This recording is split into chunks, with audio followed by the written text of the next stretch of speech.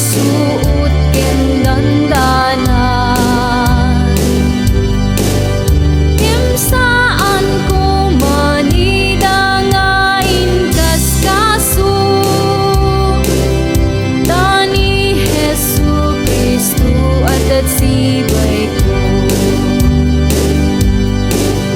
Awang ngaro di tani ti pambar tayo, panagtrabaho kau basan ti Apo. At dapay ti Espiritu Santo kada tayo, gaysut mangidalan kada tayo.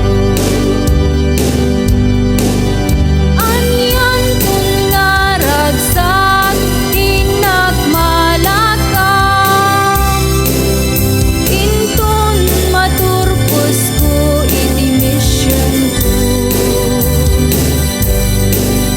Ti Apo Hesu Kristo ket kunanan to,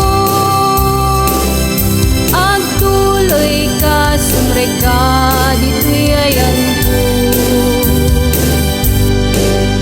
Ditay liw-liwayan iti panagtrabaho, iti kaubasan ni Hesu Kristo. Tapno adan tumet ipakita tayo, iti sangwanan iti Apo. Ti biag dito'y lubong ket agpatengga,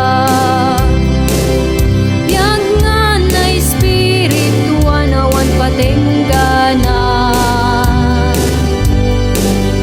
Kapsat ko anya ngaro diti pilyemita,